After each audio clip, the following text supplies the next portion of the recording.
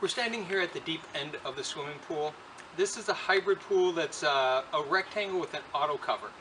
And it's hybrid in that the whole shallow end, there's a 10-foot sun shelf that goes all the way across the end that was shot in cement. And then the rest of the structure is steel. And what we did, I know there's a lot of different solutions for this. There's manufacturers that make a place for the auto cover to roll up into.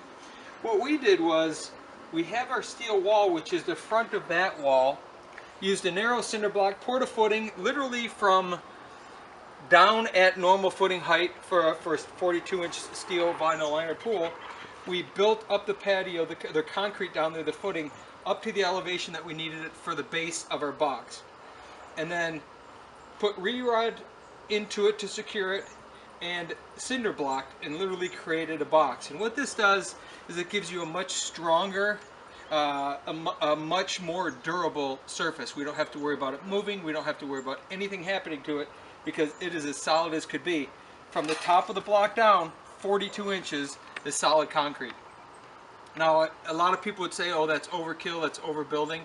For me, looking at the stresses that are happening with the pool structure because of the waterfall that's here, that's really a playhouse from the back side and then a waterfall from the front side. Because of that mass, I want to make sure that I'm overbuilding versus underbuilding. And sure, a lot of guys would say fill it up with stone, put a little concrete on top.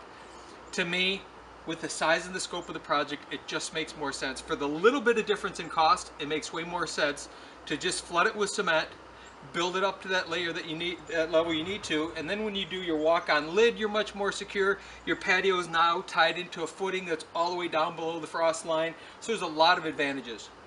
We just put the liner in.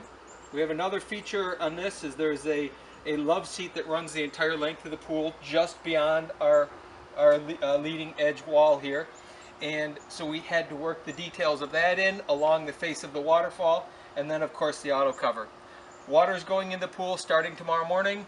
Once it's full, we can put the auto cover on, and we'll be able to pour and finish this whole area of the pool.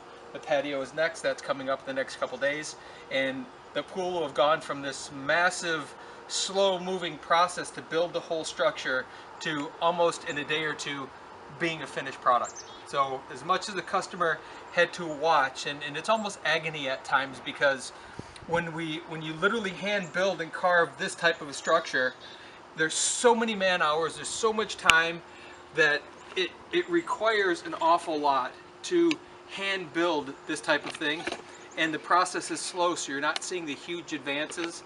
And that's something that a customer really needs to understand. When we're building a piece of artwork, it takes time. Now, we could throw it together and hope it stays together, or we could really build it right, and this is built very right. It's footed, it's structured, it's structural steel, the whole thing, so that we know in 50 years from now, this structure is still standing and it's not going anywhere because we did all of the right things. And I think that's really important when you have a complex project and you have to look at all of the different things happening. The pool is a rectangle, a fairly basic pool with an auto cover, but there's so many details of angles and how things had to work to make sure that we were able to finalize the project the right way, that it takes time to do that. That's not something that you build a pool in 2 weeks and you move out of the yard. You literally move in for several months and build, because it takes time to do it, but the net result is phenomenal.